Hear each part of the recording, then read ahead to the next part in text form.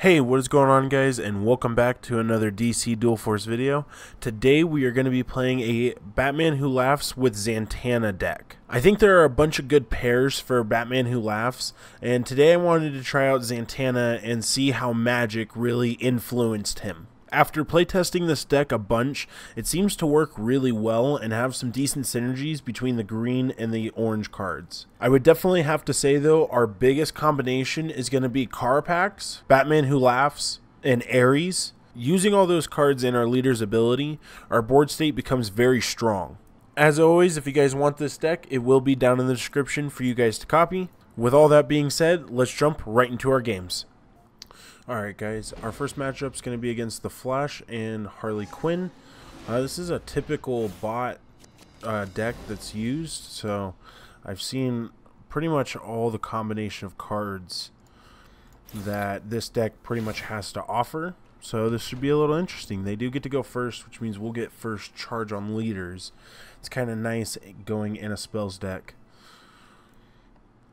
So let's see what they decide to do. Mr. Freeze, kind of early play, but might be the only bronze card they have. It does do 3 damage. And they do get a Kite Man. I don't have a spell in hand, although I could just kill Kite Man, which is probably the better thing to do.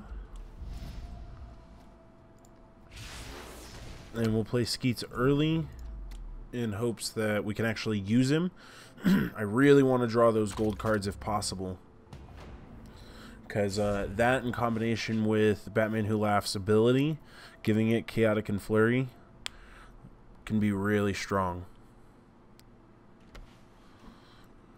Alright, he's going to lay down a Stargirl. Maybe he thinks it lives. I do get a spell next turn. This is going to be perfect. Pyromancy is going to clean those two up. I'm not prepared to lose my Skeets. He's looking to just do flat damage, which is mostly fine. Two of my Timothys, and that clears up 3 actually. So if I played both of them, that would clear 3, but then that's my entire turn. And actually, I think it's gonna be worth it. I think if we play both Timothys, that clears up half of his board. That'll clear up one of his other cards. We'll trade her, get rid of Stargirl, so that way we don't have to worry about it. Use Skeets, get to draw Carapax, the card we wanted, and then we can finish it with a Fusely. So he could kill my Skeets if he really wanted to, but either way, my Timothys are blocking, and he can't get through one of them single-handedly. I think I'm in a much better position considering I've got a full board state. He's got none. He's got low cards. I've got I've got one more than he does, so I'm not in that much better of a position. I figured he was gonna go straight for 1. Constantine on curve, but I don't have a spell to go with.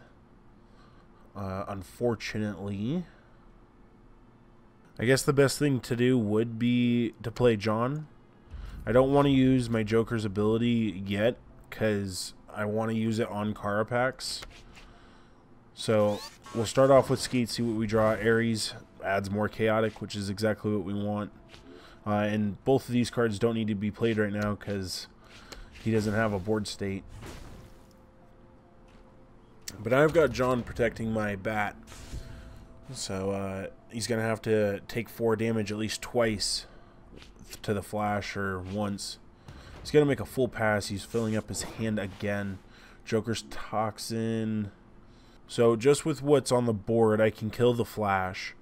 Then I could probably pop Zatanna, see what the spell is. I'll do that first.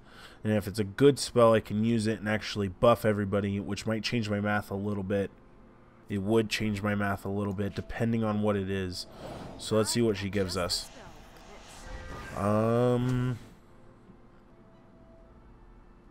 What if we gave a leader +2 attack? Alright, that gives everybody a buff. So between these two cards, that'll clean him up. And then I can do 6 to her and another 5. I'll draw another gold card.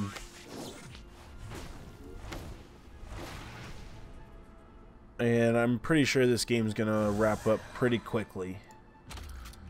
It's down to 5 hit points. I wouldn't be shocked if he just decides to retreat. He's going to use Harley's ability, though. And suicide, which, understandably. But there you guys go. Game 1. Alright, this next matchup's going to be against an Aquaman and Batgirl. The red-blue deck. Those can definitely be interesting. I think we're going to have to get rid of the Heart of Darkness just because I don't have opening cards that support it. So, which is all good. We did get to trade it for a Black Manta, and he's always a good card. Alright, so starting off with turn 1, we're going to play Man-Bat. And I'm going to say Aquaman's probably a little more dangerous. I just really don't like sea creatures. I've had bad experiences in the past with them.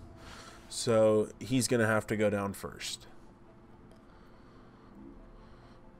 I don't think he has an answer right away. Maybe he does, but I don't think he does. So I should get Man-Bat again with Gentleman Ghost.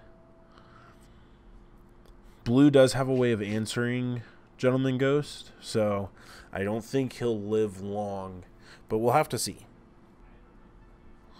Alright, well, my opponent has officially disconnected, so this should end up becoming an easy game for me to play. Alright, his turn is over. So we did get Man-Bat back, but only because he didn't play anything. He's not at his computer, which means there's no real point in playing Trick or Treat. For those who don't know, Trick and Treat either is they have to take 6 damage to a random enemy or a random leader, or they allow me to draw 2 cards. But since he's not at his computer, I'm not going to give him that option. It would just waste more time. So instead, I'm going to go with what we already discussed. Hit with Man-Bat again, pass turn, so we can start his clock as soon as possible and see if he potentially reconnects. Alright, they still have not reconnected to their computer, so while they haven't reconnected, I thought about what we should do for turn. I'm going to use Zatanna first. Hopefully she gives me a free spell. She does, a spell that I can use. So I'm going to have to play Black Manta and Man-Bat. And unfortunately, this is only going to put him at 1 hit point. And because we drew the right spell, it actually works out. And now we can focus all of our damage directly to Batgirl. It's 5, 9, 11, 13. And I could add 1 to that. Plus, he's actually going to go off, so I can actually do 10. Alright. Let's close this game out. We're going to first start off by using... Oh, there's Carapax, the card we always want. But we'll use our Joker first, and we'll give it to him. That'll do 3, and this will do 10. And then we can replace Rabid Robin and do another 4 and call it game. And unfortunately our opponent didn't ever really fight back, but it is a victory at the end of the day. Alright guys, in this matchup we're going to go against a Harley Quinn and Poison Ivy deck. A traditional orange-purple deck. I like it. This should go fairly well, I think, for us. We've seen a lot of cards that this deck has to offer. So let's see what they decide to do with it. We do get Skeets, we do get Liberty Bell, Amethyst is always good, and I think we traded Black Manta for Black Manta. And if not, then keeping him's not a problem either. Alright, we get to start turn 1. I'll start with a Liberty Bell followed with Skeets. And we'll get rid of Harley Quinn first. I want Skeets to draw me my gold cards. I need Batman Who Laughs, I need Carpax, Ares. Those are the 3 cards I absolutely want. It'd be amazing if he decides to pass his first turn. But I doubt it. Anarchy's got things like Punch and Julie and Man-Bat, so I didn't think so. But Amethyst will take care of one of them. And Mr. Freeze won't make it so Poison Ivy attacks. Will make it so Poison Ivy won't attack.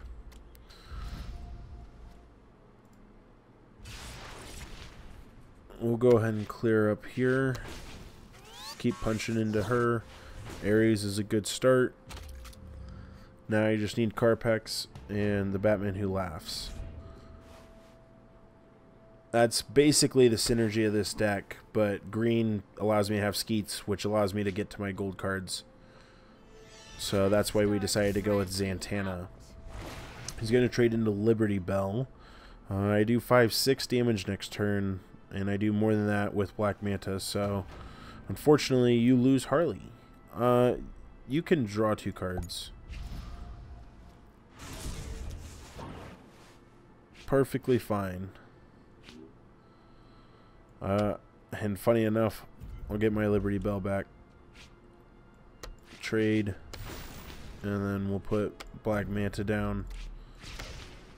We'll go ahead and kill here and trade into this. Draw our next card, Captain Atom. He's a good card. Got him to concede early. It was a really strong opening start for us. Alright, in this matchup, we got a Black Adam and a Doomsday deck. This is going to be a hard, heavy-hitting deck. I don't know if Magic's going to be able to keep up with it, but we'll have to see. This could go potentially bad for us. If he has a strong opening hand, Doomsday's a bigger threat in my mind. But Black Adam also does get a permanent 10, so I mean they're both a problem. He's gonna pass his first turn, makes sense. I'm gonna play Man-Bat again and Ambush Bug. We'll do 6 damage this turn. And that's 10 damage in a single turn, or in 2 turns. Plus Black Manta.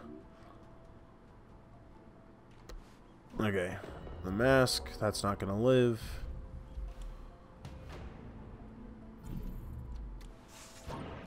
The helmet.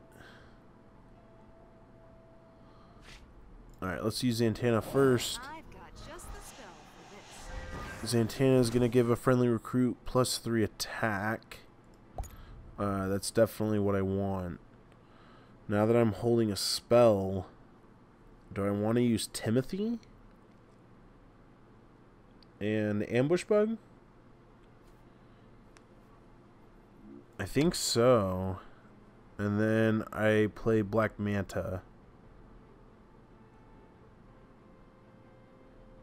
And I give... Okay, hold on. I'm gonna have to think about this. Because now I could either give Timothy +3, make him a 4/4, and he's kind of tanky, and give him the flurry, so now he's 8. Or I could give it to Manta, and Manta is 10 damage. And that's not including the sigil. He's 8 damage if I give him the sigil. It's like he could just kill him. Mr. Freeze. Mr. Freeze is going to mess up Doomsday.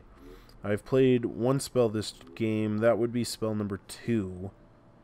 I could run Man-Bat and Rabid Robin through him.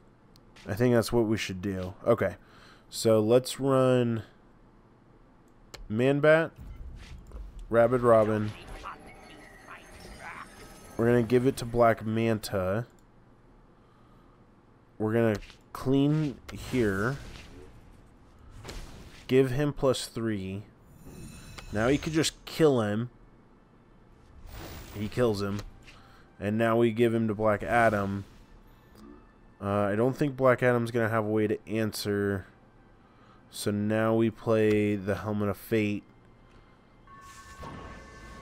giving him 10 damage. He dies. I pass turn without using my Timothy. That's a mistake. I got too caught up with Black Manta. But it's 20 damage just with that card, with that recruit. So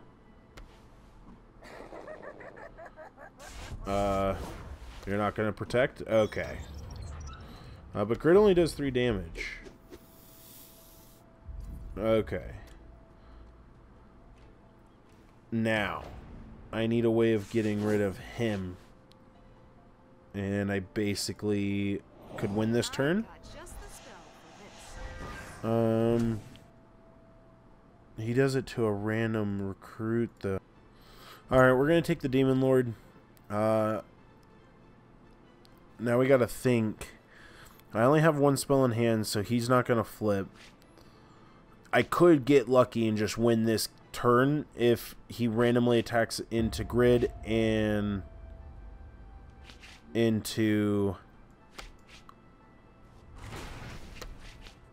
Black Adam. He doesn't attack into Black Adam.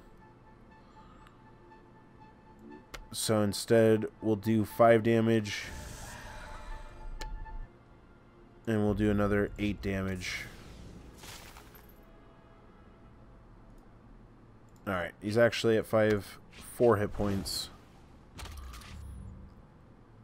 He doesn't have the Adrenaline Hunter effect. He only gets to do 7 damage. I'm sure he's going to just trade right into Black Manta, which is what I want. He's got Doomsday. Huge card. He's got a Clayface. Good cards, good cards. But are they good enough? Now, I could play Trick or Treat, knowing that he can't take...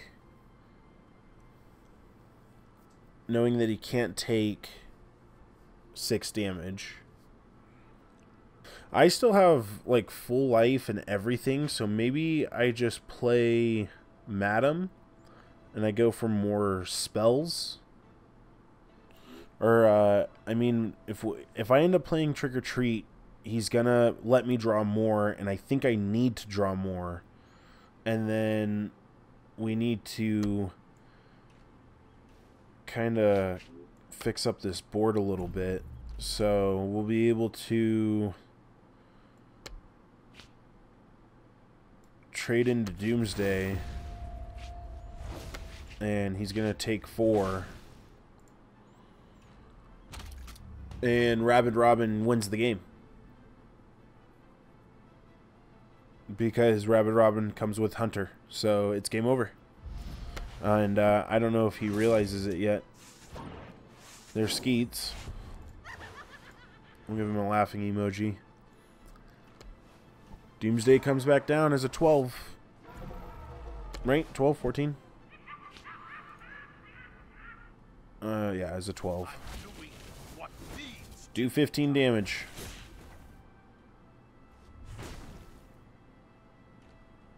And that's game, bud. He came close. He finally got to activate his Black Adam, and this is why I was saying, like, it definitely could have gone badly for us.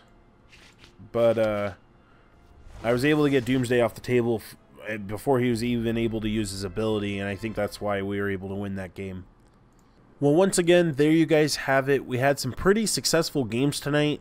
One of our opponents ended up disconnecting. We had an opponent retreat. And other than that, our games went fairly well. I think by adding the green to Batman Who Laughs, it really optimizes his cards and really makes it easier for you to set up combos come the later game.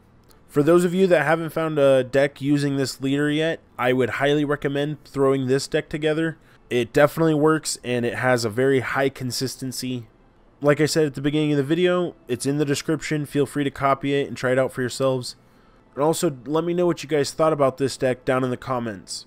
As always, thank you guys so much for watching. I hope you guys enjoyed the video, and I will see you guys in the next one.